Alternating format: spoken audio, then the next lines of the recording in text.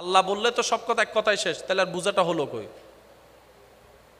মেঘ আসমান থেকে বৃষ্টি পড়ে, আল্লাহ করে, কথা তো শেষ। তা আপনি গবেষণা কই করবেন? আল্লাহ করে সত্য, কিভাবে করে আল্লাহ সেটা গবেষণা করতে বলছে, যাতে আমাদের কুদরতের ঈমানটা আরো বাড়ে।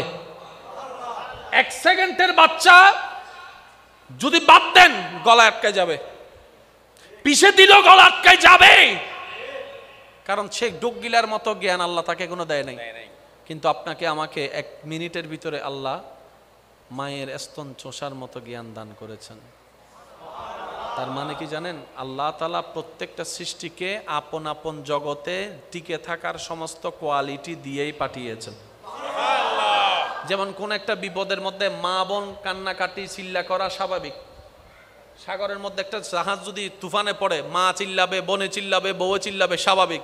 কিন্তু সে জায়গায় একজন পুরুষ স্থির থাকাটাই স্বাভাবিক, কারণ সেই বিপদ থেকে বের হওয়ার রাস্তাটা খোঁজার জন্য আল্লাহ পুরুষকে দায়িত্ব দিয়েছেন, আর রিজালু কাওয়ামুনা আলান নিসা। আর একটু জোরে বলি, কিছু কিছু জিনিস আপনাকে আনতে হবে না, এটা ফিতরতে আল্লাহ দান করেছেন। পানিতে বাচ্চা ছেড়ে দিলেই ডুবে যাবে, কিন্তু হাঁসের বাচ্চা ডিম ফুটার পর পরেই হাঁসে পানিতে বাসে। আর একটু জোরে হন না বাজি। মুরগির বাচ্চারা যদি ছাইরা দেন শেষ। হাঁসের বাচ্চা বলে যে তুই দিয়ে আয় ফাজুম দে, তো তোর বয়স শত হদ 1 মিনিট হতে ফারিবি না ফারিবি, জ্ঞান বুঝিবের যে বয়সী ন তো তোর ন, তুই জানিলি কেন হদ ন আর মনে টানে দে ফাজুম আয় ফাজুম আয় ফাজুম নামে গিয়ে। এটাকে বলা হয় ফিতরত। প্রত্যেকটা মানুষের ভিতরে একটা ফিতরত আছে, এটা আল্লাহ প্রদত্ত। এটা আপনি চাইলে অস্তিত্বকে বিলীন করতে পারবেন না। তো চট্টগ্রামের ভাষায় বলে জাতে জাত টানে, ওই 5 জন সিটিং গেছে আর গুণ মাতের জাতে জাত টানে। তার মানে কি, তুই বাজি তোমার গোষ্ঠী যদি এন্ড হয়, তুই যদি অন্ডে যাই এর ঘর বাঁধো, কে টানিব তো মেডিবেদ দে মেড ইন আনোয়ারা নমাতে কারো জোর হনা বাজি অনে চাইলিবে ফালাই দিতে দিবেন না, হজ্জা করে না তর্ক করে নিবে ফাইতেন না। আল্লাহ প্রত্যেক ফিতরতরে আলাদা করে বানায় দিয়ে নর করে হন সুবহানাল্লাহ। একটু বুঝার চেষ্টা করি আসুন। আল্লাহ তাআলা বলে যে আমি তোকে বানাইও দিলাম, যা দরকার সবই দিলাম। তো আল্লাহ এখন আমি কি করব?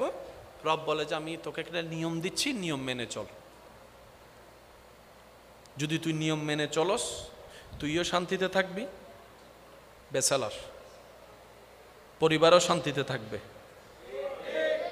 পরিবার শান্তি থাকলে সমাজও শান্তি থাকবে, সমাজ শান্তি থাকলে দেশও শান্তি থাকবে, দেশ শান্তি থাকলে বিশ্বও শান্তি থাকবে। অন্যায়ও থাকবে না, অশান্তিও থাকবে না। তখন তোর সম্পত্তি যদি কোটি টাকার সম্পত্তি খাটের উপর রেখে যদি বাহিরে যাস একটু ঘুরতে, চোখ বন্ধ করে যেতেও পারবি, চোখ বন্ধ করে আসতেও পারবি, তোর সম্পদ চুরি কেউ আর করবে না। সুবহানাল্লাহ। আল্লাহ তাও কি সম্ভব? রব বলে যে অবশ্যই সম্ভব। বানাই দেয় নাওয়ালা, করে দেয় নাওয়ালা আমি রব আছি। তো তোদের কাজ চেষ্টা করা, যা আমি হুকুম দিয়েছি। আশা করি এই শব্দটা একটু নোট করবেন। আল্লাহ পাক বলে তোরা কিছুই পাল্টাতে পারবি না, কিন্তু আমি রব চাইলে দিনকে রাত, রাতকে দিন সেকেন্ডের মধ্যে বানাই দিতে পারি। সুবহানাল্লাহ। রব বলে যে তোরা কিছুই চেঞ্জ করতে পারবি না, কিন্তু আমি রব চাইলে পুরুষকে নারী, নারীকে পুরুষ সেকেন্ডে বানাই দিতে পারি। তো তোরা একটা কাজ কর, চেষ্টা করে করে আমার এবং আমার নবীর হুকুম পালন করার চেষ্টা করে করে আমাকে খুশি করার চেষ্টা কর, আমি তোদের জন্য যা দরকার সব পরিবর্তন করে দিব। সুবহানাল্লাহ।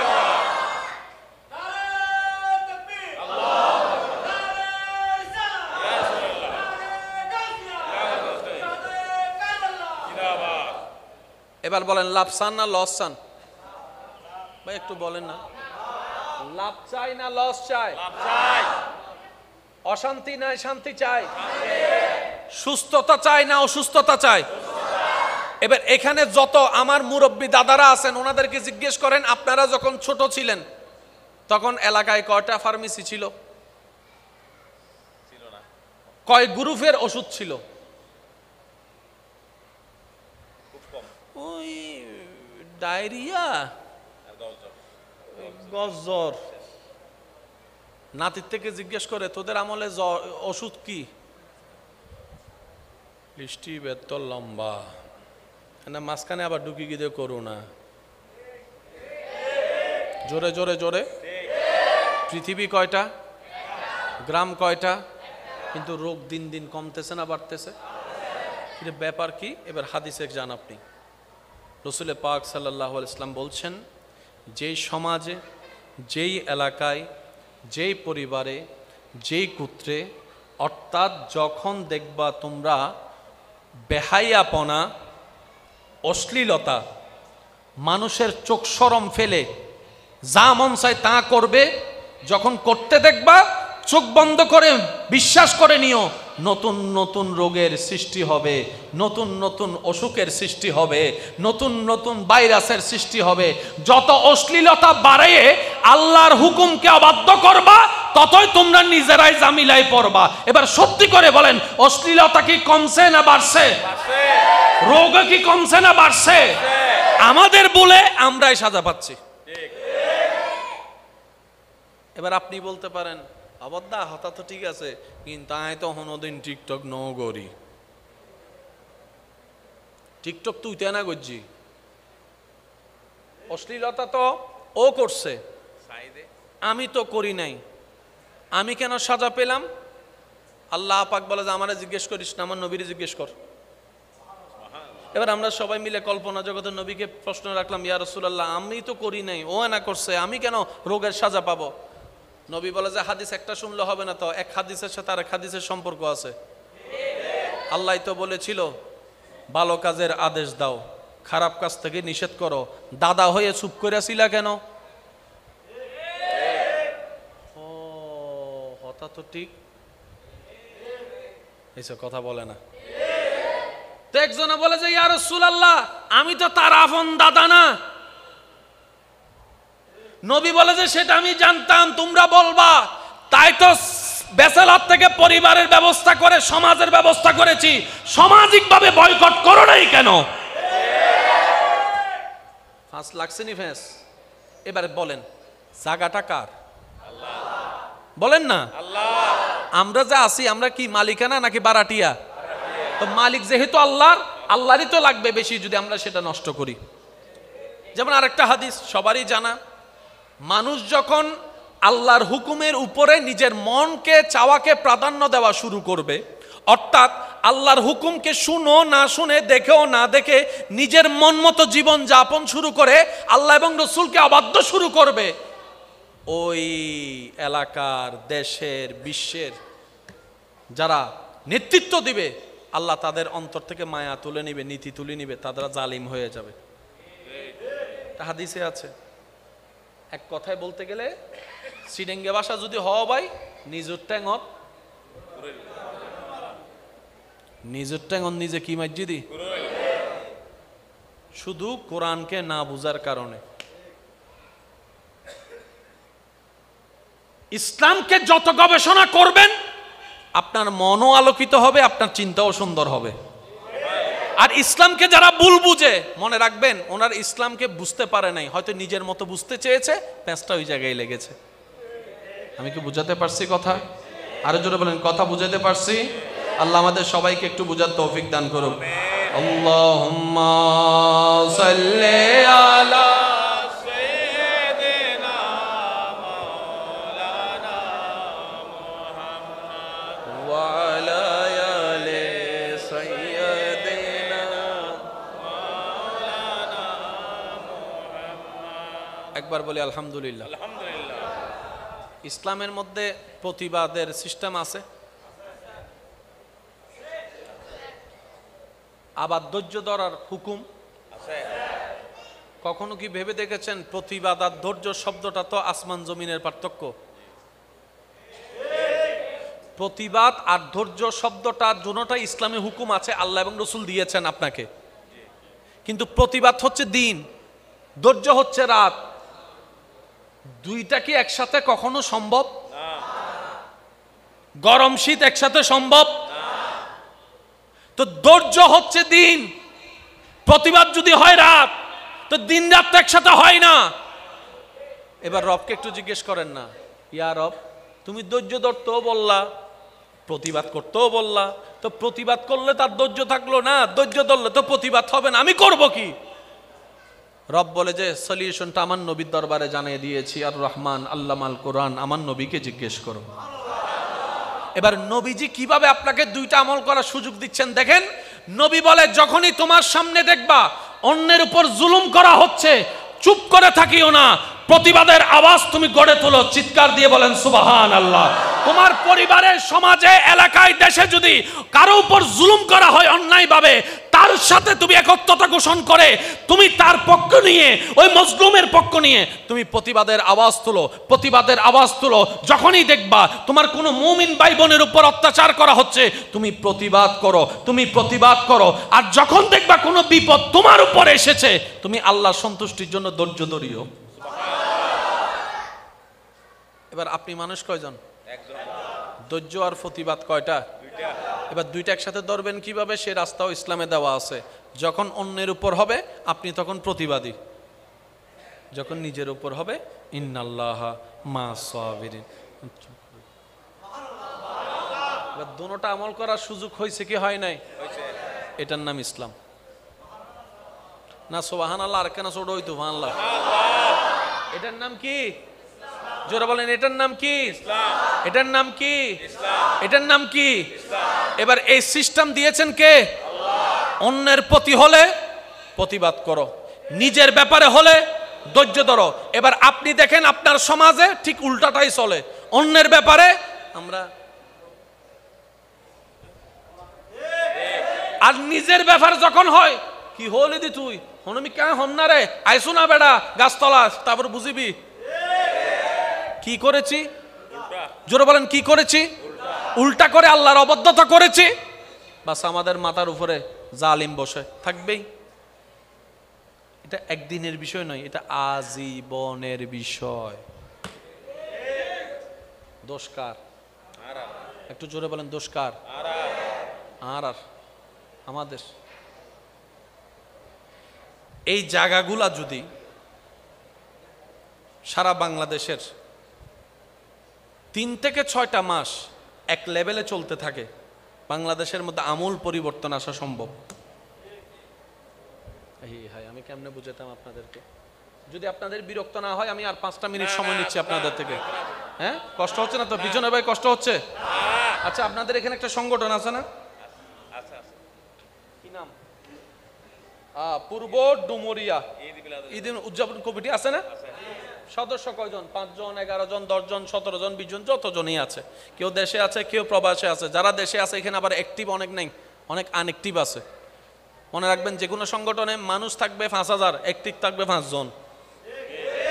ওই 5 জনের দিকে ফোকাস রেখে যদি আপনি আগাতে পারেন, এই 5 জনে 5000 কাজ হয়ে যাবে। মনে থাকবে এটা। এই মাহফিলটা হওয়ার আগে ওনারা একটা মিটিং করছিল, আমি কিন্তু ছিলাম না। কিন্তু এতটুকু আমি বুঝি যে একটা মিটিং করছিল। প্রথম মিটিংটা হচ্ছিল সমন্বয়ক মিটিং, করবে কি করবে না, করলে কাকে কাকে ইনভাইট করবে। তারপরে নাম প্রস্তাবনা হয়েছে, তারপরে যোগাযোগের চেষ্টা হয়েছে, তারপরে বলে যে অমুককে পাই নাই, তারপরে আবার নাম প্রস্তাবনা হয়েছে, তারপরে অমুককে এনেছে। একটা সিস্টেম আছে না নাই? আচ্ছা, এবার যদি আপনার মিটিংগুলা বাদ দেন, সংগঠনের নাম থেকে যাবে, সংগঠন থাকবে না। সেজন্য সংগঠনের একটা নিয়ম আছে, 3 মাসে মিটিং করে, 6 মাসে মিটিং করে। আর এখন তো সবকিছু অনলাইন হয়েছে, বলে যে আমরা 3 মাস 6 মাসে পারবো না, সপ্তাহে সপ্তাহে মিটিং করব। WhatsApp group. উইথাউট মিটিং কোনো সংগঠন টিকবে তো। ইসলামও তো একটা সংগঠন, ইসলামও আছে। এটা আপনি ঝগড়া করেন আর তর্ক করেন, আপনি এগুলা থেকে বের হতে পারবেন না, এগুলাকে অ্যাভয়েড করতে পারবেনই না।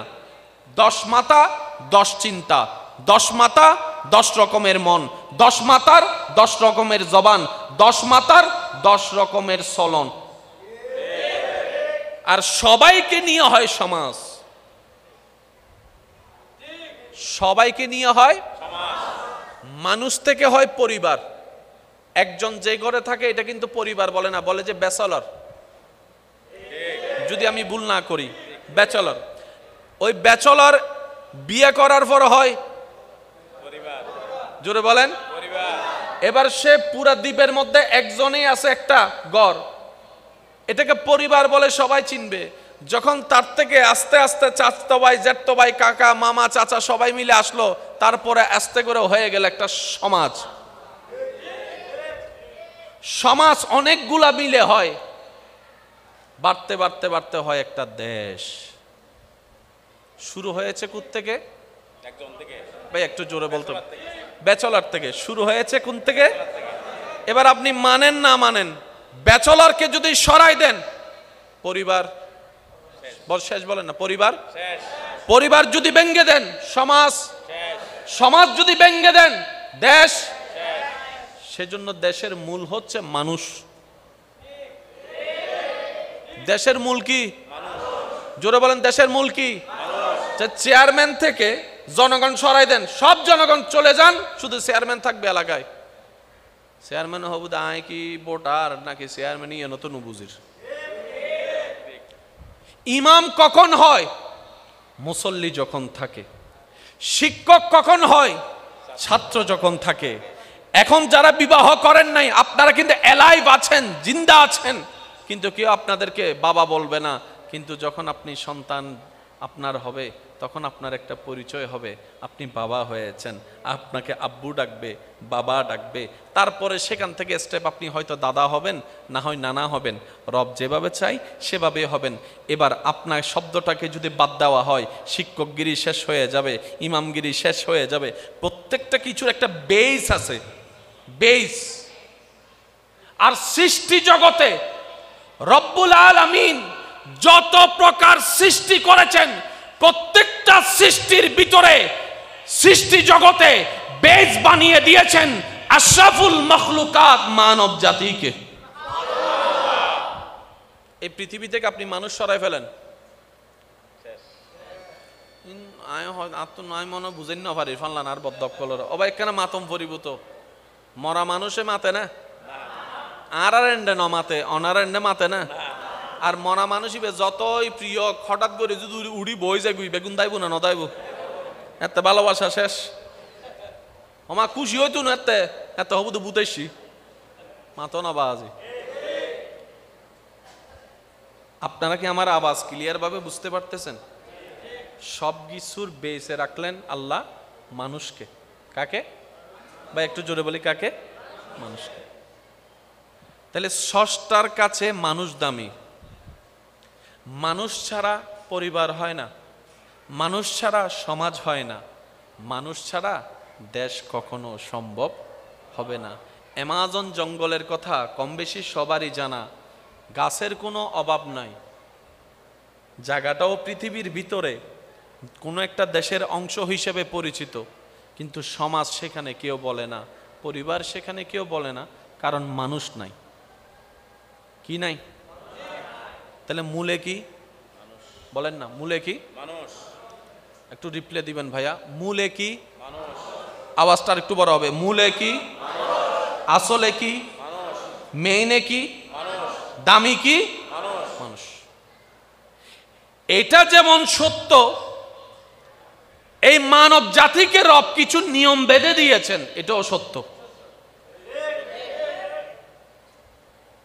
আল্লাহ বলে যে আমি তোকে সম্মানিত করলাম, দামিও দিলাম, তোকে আমি ক্ষমতাও দিলাম, তোকে আমি রাজত্বও দিলাম, তোকে আমি পাওয়ারও দিলাম, কিন্তু তোকে আমি নিয়মও দিলাম।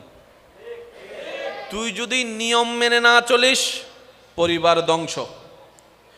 তুই যদি নিয়ম মেনে না চলিস, সমাজ ধ্বংস। তুই যদি নিয়ম মেনে না চলিস, দেশ ধ্বংস। তুই যদি নিয়ম মেনে না চলিস, পৃথিবী ধ্বংস। হুকুম কার? কাদের প্রতি? ছাগলের প্রতি, গরুর প্রতি, গাদার প্রতি? কাদের প্রতি? আমাদেরকে রব যেরকম ইম্পর্টেন্টও বানিয়েছেন, তেমনি আমাদের উপর একটা জিম্মাদারিও দিয়ে দিয়েছেন। তো এবার বান্দা বলে, আল্লাহ আমি আমার জিম্মাদারি পালন করব, তো করব কিভাবে? আমি কিভাবে বুঝবো কোনটা সাদা কোনটা কালো? রব বলে যে দেখার জন্য চোখ দিয়ে দিলাম। সুবহানাল্লাহ জোরে। বান্দা বলে, আল্লাহ কিভাবে আমি বুঝবো কোনটা ভালো কথা কোনটা খারাপ কথা? না শুনলে তো বুঝার সম্ভাবনা নেই। রব বলে যে সমস্যা নাই, শোনার জন্য কানও দিয়ে দিলাম। আল্লাহ তুমি যে বলেছো হকের আদেশ দিতে, আর তুমি যে বলেছো খারাপ থেকে বিরত রাখার জন্য আদেশ দিতে, বলার জন্য তো মুখ দরকার, মুখের জন্য জিহ্বা দরকার, জিহ্বার জন্য দাঁতের দরকার, সবকিছু মিলে রব বলে যে যা সেটাও দিয়ে দিলাম। আল্লাহ আমি যে বুঝবো, বুঝার জন্য যা দরকার সেটা তো আমার কাছে নেই। রব বলে যে যা তোকে আমি একটা আকলও দিয়ে দিলাম, ব্রেনও দিয়ে দিলাম। দায়িত্বও দিয়েছে, জিম্মাদারিও দিয়েছে, রাজত্বও দিয়েছে, আবার সবকিছু মেনটেন করার জন্য যা যা দরকার সব দিয়েছে। তাহলে রবের পক্ষ থেকে বিন্দু পরিমাণ কমতি রব রাখে নাই। সেজন্য হাসরে আমাদের বিচার হবে কঠিন, আমাদের জবাবদিহিতা হবে বড় কঠিন। রব বলে যে কমতি তো রাখি নাই, আর যাদেরকে কমতি রাখছি তাদের হিসাবও মাফ করে দিয়েছি। যাদেরকে আমি চোখ দিই নাই চোখের হিসাবও নিব না, যাদেরকে আমি কান দিই নাই কানের হিসাবও নিব না। কিন্তু যাদেরকে দিছি বরাবর হিসাব, মিসকালা যাররা, আমাকে হিসাব বুঝাই দিয়ে তারপর তুমি যাও, না হয় এর আগে তুমি এক পাও চলতে পারবা। যদি কষ্ট না হয় আমি খুব দ্রুত গতিতে যাব, আপনারা আমাকে একটু বুঝে বুঝে রিপ্লাই দিবেন। আচ্ছা আগে এতটুকু বলেন, এতটুক পর্যন্ত যারা কথাটা বুঝতে পেরেছি আমরা, তারা ডান হাত তুলে দেখায়। আল্লাহ বললে তো সব কথা এক কথায় শেষ, তাহলে আর বুঝাটা হলো কই? মেঘ আসমান থেকে বৃষ্টি পড়ে, আল্লাহ করে, কথা তো শেষ। তা আপনি গবেষণা কই করবেন? আল্লাহ করে সত্য, কিভাবে করে আল্লাহ সেটা গবেষণা করতে বলছে, যাতে আমাদের কুদরতের ঈমানটা আরো বাড়ে। এক সেকেন্ডের বাচ্চা যদি বাদ দেন গলা আটকায় যাবে, পিছে দিল গলা আটকায় যাবে, কারণ সে ডুব গিলার মতো জ্ঞান আল্লাহ তাকে কোনো দেয় নাই। কিন্তু আপনাকে আমাকে এক মিনিটের ভিতরে আল্লাহ মায়ের স্তন চোষার মতো জ্ঞান দান করেছেন। তার মানে কি জানেন? আল্লাহ তাআলা প্রত্যেকটা সৃষ্টিকে আপন আপন জগতে টিকে থাকার সমস্ত কোয়ালিটি দিয়েই পাঠিয়েছেন। যেমন কোন একটা বিপদের মধ্যে মা বোন কান্নাকাটি চিল্লা করা স্বাভাবিক। সাগরের মধ্যে একটা জাহাজ যদি তুফানে পড়ে, মা চিল্লাবে, বোনে চিল্লাবে, বউ চিল্লাবে, স্বাভাবিক। কিন্তু সে জায়গায় একজন পুরুষ স্থির থাকাটাই স্বাভাবিক, কারণ সেই বিপদ থেকে বের হওয়ার রাস্তাটা খোঁজার জন্য আল্লাহ পুরুষকে দায়িত্ব দিয়েছেন। আর রিজালু কাওয়ামুনা আলান নিসা।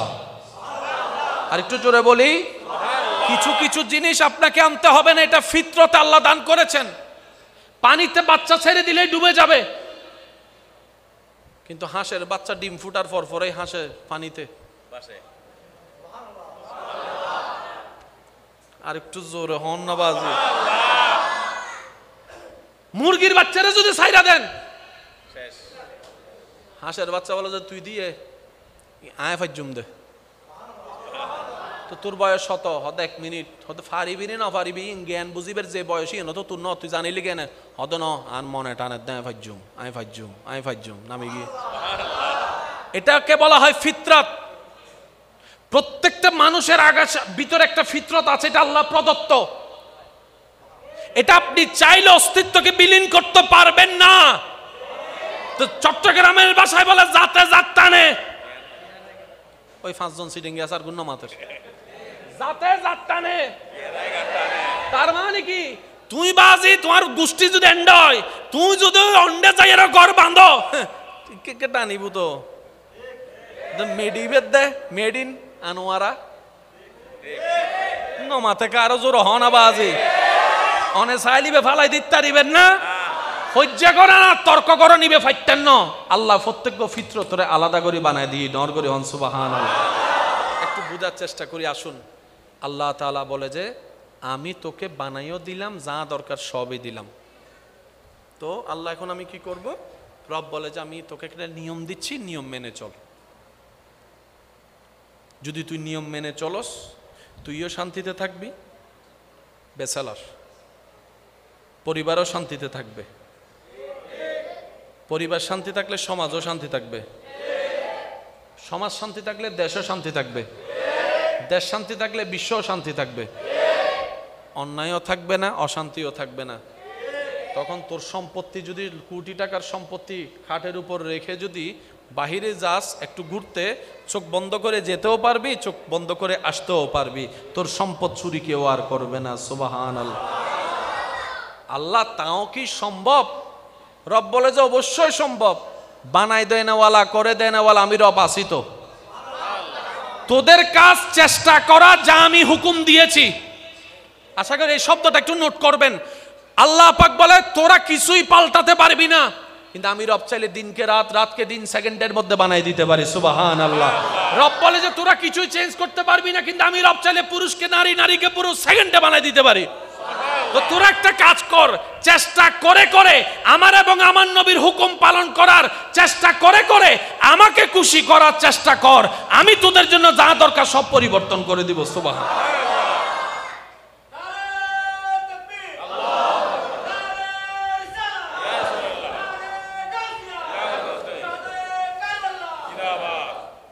এবার বলেন লাভ চান না লস চান? ভাই একটু বলেন না। লাভ চাই না লস চাই? অশান্তি নাই শান্তি চাই? সুস্থতা চাই না অসুস্থতা চাই? এবার এখানে যত আমার মুরব্বী দাদারা আছেন ওনাদেরকে জিজ্ঞেস করেন, আপনারা যখন ছোট ছিলেন তখন এলাকায় কয়টা ফার্মেসি ছিল? কয় গ্রুপের ওষুধ ছিল? ওই ডায়রিয়া, জ্বর। নাতির থেকে জিজ্ঞেস করে তোদের আমলে ওষুধ কি? লিস্টি বেত লম্বা, না মাঝখানে আবার ঢুকি গিয়ে করোনা।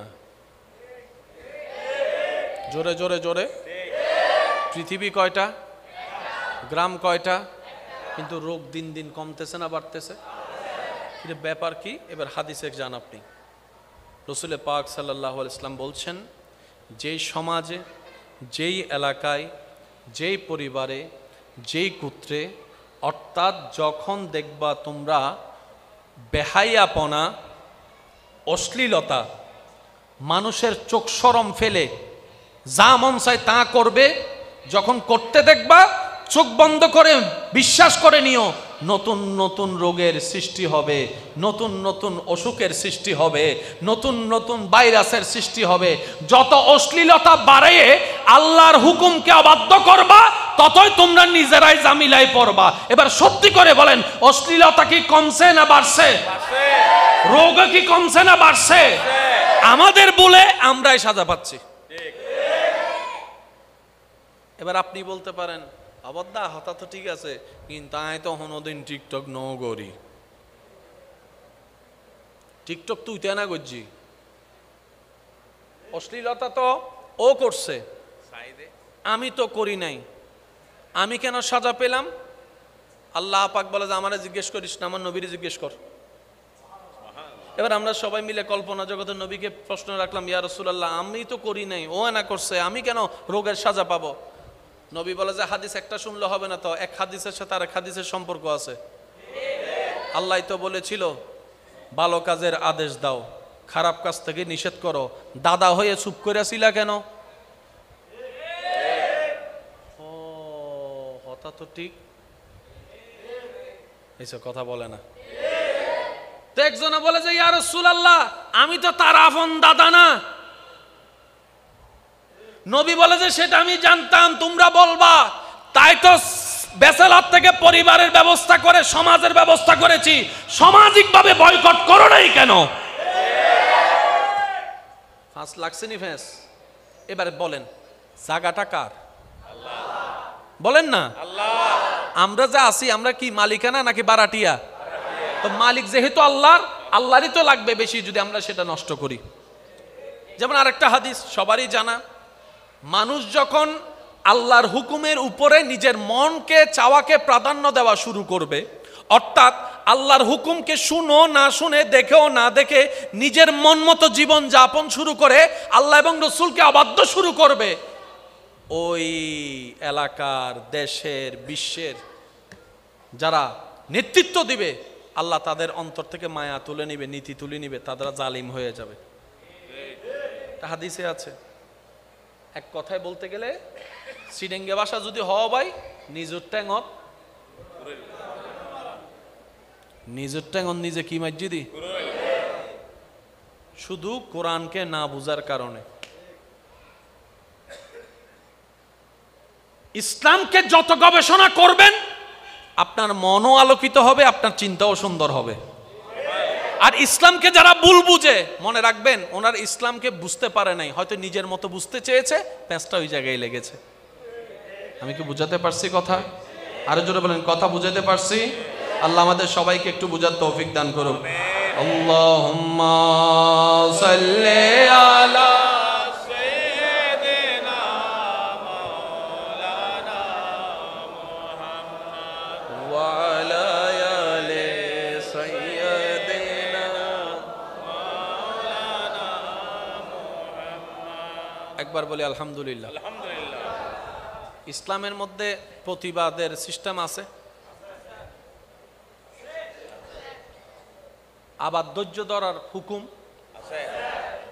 কখনো কি ভেবে দেখেছেন প্রতিবাদ আর ধৈর্য শব্দটা তো আসমান জমিনের পার্থক্য? প্রতিবাদ আর ধৈর্য শব্দটার দুটোটা ইসলামে হুকুম আছে, আল্লাহ এবং রসুল দিয়েছেন আপনাকে। কিন্তু প্রতিবাদ হচ্ছে দিন, ধৈর্য হচ্ছে রাত। দুইটা কি একসাথে কখনো সম্ভব? গরম শীত একসাথে সম্ভব? তো ধৈর্য হচ্ছে দিন, প্রতিবাদ যদি হয় রাত, তো দিন রাত তো একসাথে হয় না। এবার রবকে একটু জিজ্ঞেস করেন না, ইয়া রব তুমি ধৈর্য ধরতেও বললা, প্রতিবাদ করতেও বললা, তো প্রতিবাদ করলে তার ধৈর্য থাকলো না, ধৈর্য ধরলে তো প্রতিবাদ হবে না, আমি করব কি? রব বলে যে সলিউশনটা আমার নবীর দরবারে জানিয়ে দিয়েছি, আর রহমান আল্লামাল কোরআন, আমার নবীকে জিজ্ঞেস করো। এবার নবীজি কিভাবে আপনাকে দুইটা আমল করার সুযোগ দিচ্ছেন দেখেন। নবী বলে যখনই তোমার সামনে দেখবা অন্যের উপর জুলুম করা হচ্ছে, চুপ করে থাকিও না, প্রতিবাদের আওয়াজ তুমি গড়ে তোলো, চিৎকার দিয়ে বলেন সুবহানাল্লাহ। তোমার পরিবারে, সমাজে, এলাকায়, দেশে যদি কারো উপর জুলুম করা হয় অন্যায়ভাবে, তার সাথে তুমি একত্রতা ঘোষণা করে তুমি তার পক্ষ নিয়ে, ওই মজলুমের পক্ষ নিয়ে তুমি প্রতিবাদের আওয়াজ তুলো, প্রতিবাদের আওয়াজ তুলো।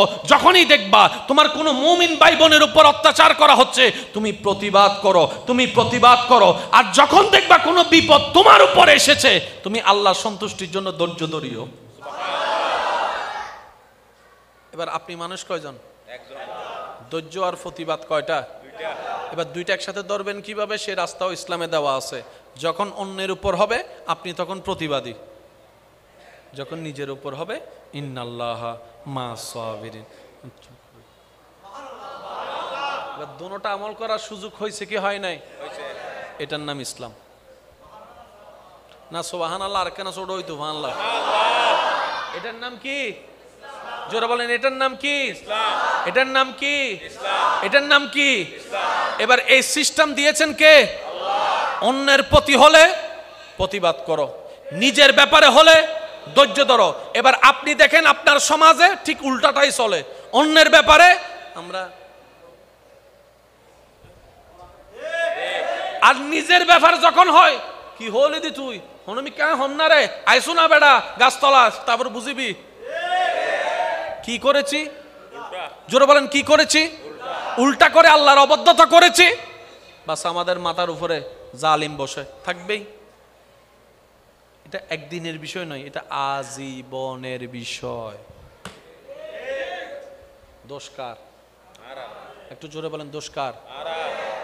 আর আমাদের। এই জায়গাগুলা যদি সারা বাংলাদেশের 3 থেকে 6টা মাস এক লেভেলে চলতে থাকে, বাংলাদেশের মধ্যে আমূল পরিবর্তন আসা সম্ভব। আমি কেমনে বুঝাতাম আপনাদেরকে? যদি আপনাদের বিরক্ত না হয় আমি আর 5টা মিনিট সময় নিচ্ছি আপনাদের থেকে। হ্যাঁ, কষ্ট হচ্ছে না তো? পিছনে ভাই কষ্ট হচ্ছে? আচ্ছা, আপনাদের এখানে একটা সংগঠন আছে না? কি নাম? পূর্ব ডুমুরিয়া ঈদ উদযাপন কমিটি আছে না? সদস্য কয়জন? 5 জন, 11 জন, 10 জন, 17 জন, 20 জন, যতজনই আছে। কেউ দেশে আছে, কেউ প্রবাসে আছে। যারা দেশে আছে এখানে আবার অ্যাক্টিভ অনেক নেই, অনেক আনঅ্যাক্টিভ আছে। মনে রাখবেন, যে কোনো সংগঠনে মানুষ থাকবে 5000, অ্যাক্টিভ থাকবে 5 জন। ওই 5 জনের দিকে ফোকাস রেখে যদি আপনি আগাতে পারেন, এই 5 জনে 5,000 জনের কাজ হয়ে যাবে। মনে থাকবে এটা। এই মাহফিলটা হওয়ার আগে ওনারা একটা মিটিং করছিল, আমি কিন্তু ছিলাম না, কিন্তু এতটুকু আমি বুঝি যে একটা মিটিং করছিল। প্রথম মিটিংটা হচ্ছিল সমন্বয়ক মিটিং, করবে কি করবে না, করলে কাকে কাকে ইনভাইট করবে, তারপর নাম প্রস্তাবনা হয়েছে, তারপরে যোগাযোগের চেষ্টা হয়েছে, তারপরে বলে যে অমুককে পাই নাই, তারপরে আবার নাম প্রস্তাবনা হয়েছে, তারপর অমুককে এনেছে। একটা সিস্টেম আছে না নাই? আচ্ছা, এবার যদি আপনার মিটিংগুলা বাদ দেন, সংগঠনের নাম থেকে যাবে, সংগঠন থাকবে না। সেজন্য সংগঠনের একটা নিয়ম আছে, 3 মাসে মিটিং করে, 6 মাসে মিটিং করে। আর এখন তো সবকিছু অনলাইন হয়েছে, বলে যে আমরা 3 মাস 6 মাসে পারবো না, সপ্তাহে সপ্তাহে মিটিং করব। WhatsApp group. উইথাউট মিটিং কোনো সংগঠন টিকবে তো। ইসলামও তো একটা সংগঠন, ইসলামও আছে। এটা আপনি ঝগড়া করেন আর তর্ক করেন, আপনি এগুলোর থেকে বের হতে পারবেন না, এগুলোকে অ্যাভয়েড করতে পারবেনই না। 10 মাথা 10 চিন্তা, 10 মাথা 10 রকমের মন, 10 মাথার 10 রকমের জবান, 10 মাথার 10 রকমের চলন। আর সবাইকে নিয়ে হয় সমাজ, সবাইকে নিয়ে হয় মানুষ থেকে হয় পরিবার। একজন যে ঘরে থাকে এটা কিন্তু পরিবার বলে না, বলে যে ব্যাচেলর, যদি আমি ভুল না করি, ব্যাচেলর। ওই ব্যাচেলর বিয়ে করার পর হয় পরিবার, জোরে বলেন পরিবার। এবার সে পুরা দ্বীপের মধ্যে একজনেই আছে একটা ঘর, এটাকে পরিবার বলে, সবাই চিনবে। যখন তার থেকে আস্তে আস্তে চাচতো ভাই, জ্যাঠতো ভাই, কাকা, মামা, চাচা সবাই মিলে আসলো, তারপরে আস্তে করে হয়ে গেল একটা সমাজ। সমাজ অনেকগুলা মিলে হয়, বাড়তে বাড়তে বাড়তে হয় একটা দেশ। শুরু হয়েছে কোথ থেকে? একজন থেকে। ভাই একটু জোরে বলতে, ব্যাচেলর থেকে শুরু হয়েছে। কোন থেকে? এবার আপনি মানেন না মানেন, ব্যাচেলরকে যদি সরাই দেন, পরিবার শেষ, বলেন না পরিবার শেষ। পরিবার যদি ভেঙে দেন, সমাজ শেষ। সমাজ যদি ভেঙে দেন, দেশ শেষ। সেজন্য দেশের মূল হচ্ছে মানুষ। দেশের মূল কি? জোরে বলেন, দেশের মূল কি? চেয়ারম্যান থেকে জনগণ সরাই দেন, সব জনগণ চলে যান, শুধু চেয়ারম্যান থাকবে এলাকায়। চেয়ারম্যান হবু দায় কি ভোটার নাকি চেয়ারম্যানই নতুন বুঝির। ইমাম কখন হয়? মুসল্লি যখন থাকে। শিক্ষক কখন হয়? ছাত্র যখন থাকে। এখন যারা বিবাহ করেন নাই, আপনারা কিন্তু এলাইভ আছেন, জিন্দা আছেন, কিন্তু কেউ আপনাদেরকে বাবা বলবে না। কিন্তু যখন আপনি সন্তান আপনার হবে, তখন আপনার একটা পরিচয় হবে, আপনি বাবা হয়েছেন, আপনাকে আব্বু ডাকবে, বাবা ডাকবে। তারপরে সেখান থেকে স্টেপ, আপনি হয়তো দাদা হবেন, না হয় নানা হবেন। রব যেভাবে চাই সেভাবে হবেন। এবার আপনার শব্দটাকে যদি বাদ দেওয়া হয়, শিক্ষকগিরি শেষ হয়ে যাবে, ইমামগিরি শেষ হয়ে যাবে। প্রত্যেকটা কিছুর একটা বেস আছে, বেস। আর সৃষ্টি জগতে রব্বুল আলামিন যত প্রকার সৃষ্টি করেছেন, প্রত্যেকটা সৃষ্টির ভিতরে, সৃষ্টি জগতে বেজ বানিয়ে দিয়েছেন আশরাফুল মখলুকাত, মানব জাতিকে। এই পৃথিবী থেকে আপনি মানুষ সরাই ফেলেন, মনে বুঝেন না পারি ফানলান আর বদ্ধকলর অবাই কেন মাতম পরিভূত। মরা মানুষে মাতে না, আর এন্ডে ন মাতে, অনার এন্ডে মাতে না। আর মরা মানুষই যতই প্রিয়, হঠাৎ করে যদি উড়ি বই যায়, গুই বেগুন দাইব না নদাইব, এত ভালোবাসা শেষ। আমার খুশি হইতো না, এত হবু তো বুঝাইছি মাতো না বাজি। আপনারা কি আমার আওয়াজ ক্লিয়ার ভাবে বুঝতে পারতেছেন? সব কিছুর বেসে রাখলেন আল্লাহ মানুষকে। কাকে? বা একটু জোরে বলি, কাকে? মানুষকে। তাহলে স্রষ্টার কাছে মানুষ দামি। মানুষ ছাড়া পরিবার হয় না, মানুষ ছাড়া সমাজ হয় না, মানুষ ছাড়া দেশ কখনো সম্ভব হবে না। অ্যামাজন জঙ্গলের কথা কম বেশি সবারই জানা। গাছের কোনো অভাব নাই, জায়গাটাও পৃথিবীর ভিতরে, কোনো একটা দেশের অংশ হিসেবে পরিচিত, কিন্তু সমাজ সেখানে কেউ বলে না, পরিবার সেখানে কেউ বলে না, কারণ মানুষ নাই। কি নাই? তাহলে মূলে কি? বলেন না, মূলে কি? মানুষ। একটু রিপ্লে দিবেন ভাইয়া, মূলে কি? মানুষ। আওয়াজটা একটু বড় হবে, মূলে কি? আসলে কি? মেইনে কি? দামি কি? মানুষ। এটা যেমন সত্য, এই মানব জাতিকে রব কিছু নিয়ম বেঁধে দিয়েছেন, এটাও সত্য। আল্লাহ বলে যে আমি তোকে সম্মানিত করলাম, দামিও দিলাম, তোকে আমি ক্ষমতাও দিলাম, তোকে আমি রাজত্বও দিলাম, তোকে আমি পাওয়ারও দিলাম, কিন্তু তোকে আমি নিয়মও দিলাম। তুই যদি নিয়ম মেনে না চলিস, পরিবার ধ্বংস। তুই যদি নিয়ম মেনে না চলিস, সমাজ ধ্বংস। তুই যদি নিয়ম মেনে না চলিস, দেশ ধ্বংস। তুই যদি নিয়ম মেনে না চলিস, পৃথিবী ধ্বংস। হুকুম কার? কাদের প্রতি? ছাগলের প্রতি,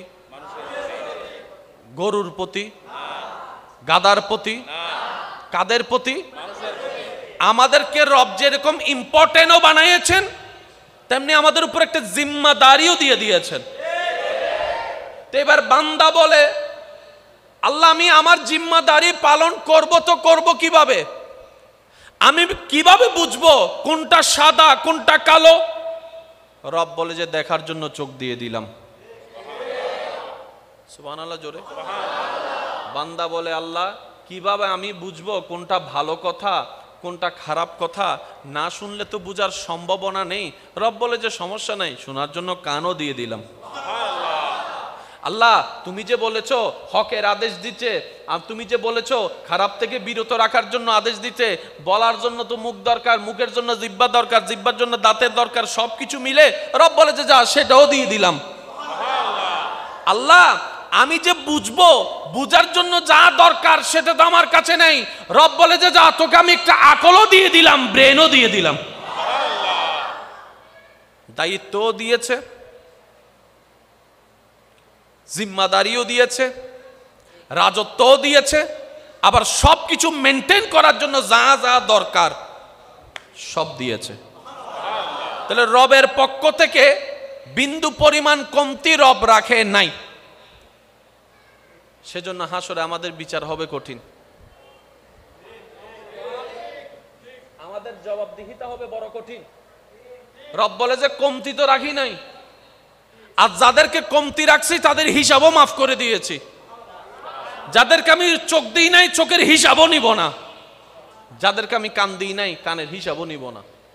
কিন্তু যাদেরকে দিছি বরাবর হিসাব, মিসকালা যাররা, আমাকে হিসাব বুঝাই দিয়ে তারপর তুমি যাও, না হয় এর আগে তুমি এক পাও চলতে পারবা। যদি কষ্ট না হয়, আমি খুব দ্রুত গতিতে যাব, আপনারা আমাকে একটু বুঝে বুঝে রিপ্লে দিবেন। আচ্ছা আগে এতটুক বলেন, এতটুক পর্যন্ত যারা কথাটা বুঝতে পেরেছি আমরা, তারা ডান হাত তুলে দেখায়। আল্লাহ বললে তো সব কথা এক কথায় শেষ, তাহলে আর বুঝাটা হলো কই?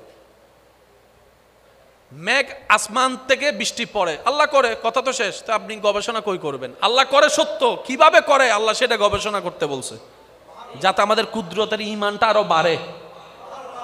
এক সেকেন্ডের বাচ্চা যদি বাদ দেন গলা আটকায় যাবে, পিছে দিল গলা আটকায় যাবে, কারণ সে ডোক গিলার মতো জ্ঞান আল্লাহ তাকে কোনো দেয় নাই।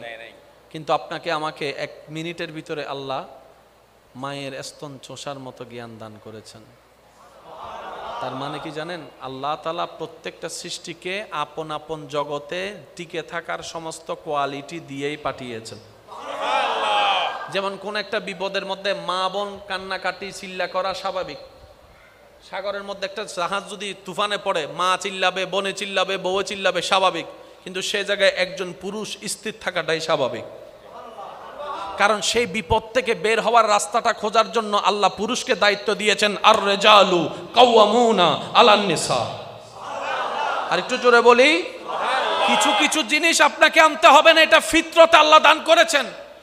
পানিতে বাচ্চা ছেড়ে দিলেই ডুবে যাবে, কিন্তু হাঁসের বাচ্চা ডিম ফুটার পর পরেই হাঁসে পানিতে বাসে। আর একটু জোরে হন না বাজি। মুরগির বাচ্চারা যদি ছাইরা দেন, হাঁসের বাচ্চা বলে যে তুই দিয়ে আয় ফাইজুম দে, তো তোর বয়স শত হদ 1 মিনিট হতে ফারিবি না ফারিবি জ্ঞান বুঝিবের যে বয়সী ন তো তুই ন তুই জানিলি কেন হদ ন আর মনে টানে দেয় ফাইজুম আয় ফাইজুম আয় ফাইজুম নামে গিয়ে। এটাকে বলা হয় ফিতরাত। প্রত্যেকটা মানুষের ভিতরে একটা ফিতরত আছে, এটা আল্লাহ প্রদত্ত। এটা আপনি চাইলে অস্তিত্বকে বিলীন করতে পারবেন না। তো চট্টগ্রামের ভাষায় বলে জাতে জাত টানে, ওই 5 জন সিটিং গেছে আর গুণ মাতের জাতে জাত টানে। তার মানে কি তুই বাজি তোমার গোষ্ঠী যদি এন্ড হয়, তুই যদি অন্ডে যাই এর ঘর বাঁধো কে টানিব তো মেডিবেদ দে মেড ইন আনোয়ারা নমাতে কারো জোর হনা বাজি অনে চাইলিবে ফালাই দিতে পারিবেন না। হজ্জা করা না তর্ক করা নিবে ফাইতেন না। আল্লাহ প্রত্যেক ফিতরতরে আলাদা করে বানায় দিয়ে নর করে হন সুবহানাল্লাহ। একটু বোঝার চেষ্টা করি আসুন। আল্লাহ তাআলা বলে যে আমি তোকে বানাইও দিলাম, যা দরকার সবই দিলাম। তো আল্লাহ এখন আমি কি করব? রব বলে যে আমি তোকে একটা নিয়ম দিচ্ছি, নিয়ম মেনে চল। যদি তুই নিয়ম মেনে চলস তুইও শান্তিতে থাকবি, বেচালার পরিবারও শান্তিতে থাকবে।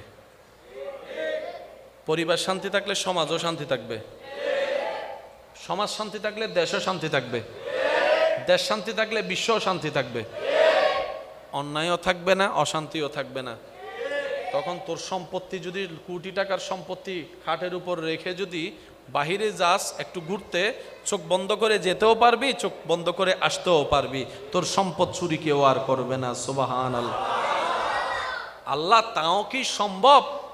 রব বলে যে অবশ্যই সম্ভব। বানাই দেয় নাওয়ালা, করে দেয় নাওয়ালা, আমি রব আছি। তো তোদের কাজ চেষ্টা করা, যা আমি হুকুম দিয়েছি। আশা করি এই শব্দটা একটু নোট করবেন। আল্লাহ পাক বলে তোরা কিছুই পাল্টাতে পারবি না, কিন্তু আমি রব চাইলে দিনকে রাত, রাতকে দিন সেকেন্ডের মধ্যে বানাই দিতে পারি। সুবহানাল্লাহ। রব বলে যে তোরা কিছুই চেঞ্জ করতে পারবি না, কিন্তু আমি রব চাইলে পুরুষকে নারী, নারীকে পুরুষ সেকেন্ডে বানাই দিতে পারি। তো তোরা একটা কাজ কর, চেষ্টা করে করে আমার এবং আমার নবীর হুকুম পালন করার চেষ্টা করে করে আমাকে খুশি করার চেষ্টা কর। আমি তোদের জন্য যা দরকার সব পরিবর্তন করে দিব। সুবহানাল্লাহ।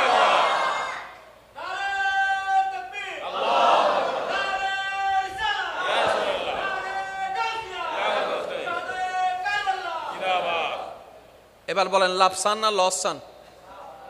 ভাই একটু বলেন না, লাভ চাই না লস চাই? অশান্তি নাই শান্তি চাই? সুস্থতা চাই না অসুস্থতা চাই?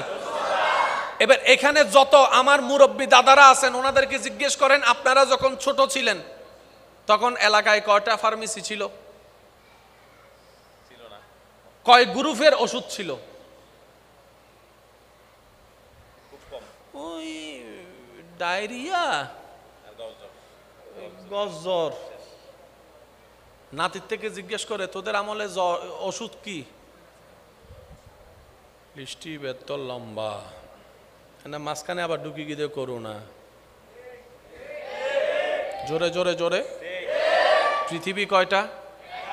গ্রাম কয়টা? কিন্তু রোগ দিন দিন কমতেছে না বাড়তেছে?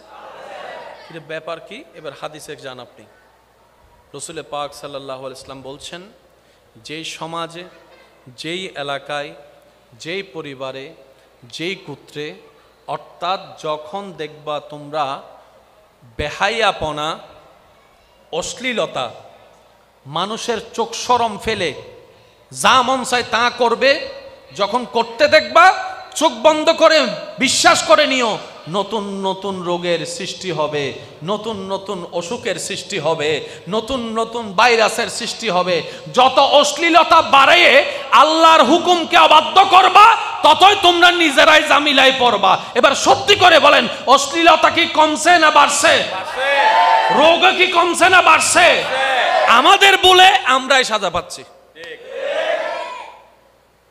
এবার আপনি বলতে পারেন, আবদ্ধা হতা তো ঠিক আছে, কিন্তু আমি তো কোনোদিন টিকটক ন করি। টিকটক তুই তেনা করছি, অশ্লীলতা তো ও করছে, আমি তো করি নাই, আমি কেন সাজা পেলাম? আল্লাহ পাক বলে যে আমারে জিজ্ঞেস করিস না, আমার নবীরে জিজ্ঞেস কর।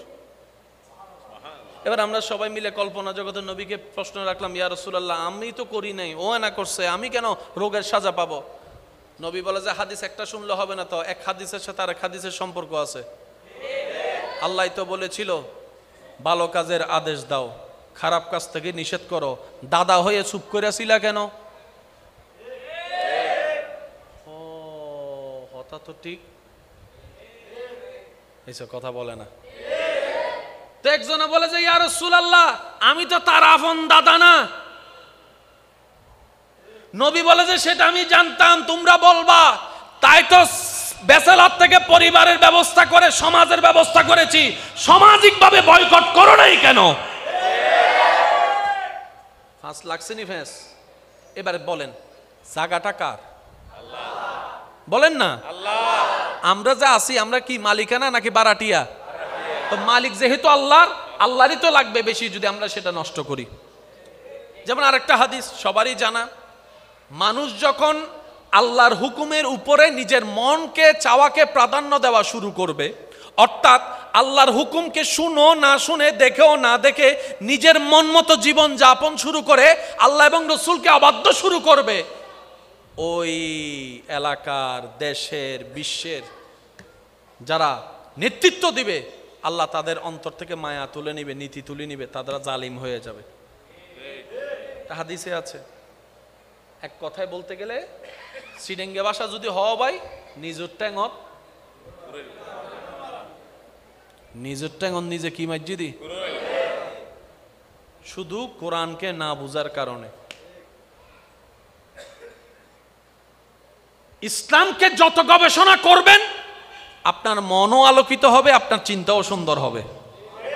আর ইসলামকে যারা ভুল বুঝে, মনে রাখবেন ওনার ইসলামকে বুঝতে পারে নাই, হয়তো নিজের মতো বুঝতে চেয়েছে, প্যাঁচটা ওই জায়গায় লেগেছে। আমি কি বুঝাতে পারছি কথা? আরো জোরে বলেন কথা বুঝাতে পারছি? আল্লাহ আমাদের সবাইকে একটু বুঝার তৌফিক দান করুন। আল্লাহুম্মা সাল্লি আলা সাইয়্যিদিনা মাওলানা মুহাম্মদ ওয়া আলা আলি সাইয়্যিদিনা মাওলানা মুহাম্মদ। একবার বলি আলহামদুলিল্লাহ। আলহামদুলিল্লাহ। ইসলামের মধ্যে প্রতিবাদের সিস্টেম আছে, আবার ধৈর্য ধরার হুকুম আছে। কখনো কি ভেবে দেখেছেন প্রতিবাদ আর ধৈর্য শব্দটা তো আসমান জমিনের পার্থক্য? প্রতিবাদ আর ধৈর্য শব্দটা দুটোটাই ইসলামী হুকুম আছে, আল্লাহ এবং রসুল দিয়েছেন আপনাকে। কিন্তু প্রতিবাদ হচ্ছে দিন, ধৈর্য হচ্ছে রাত। দুইটা কি একসাথে কখনো সম্ভব?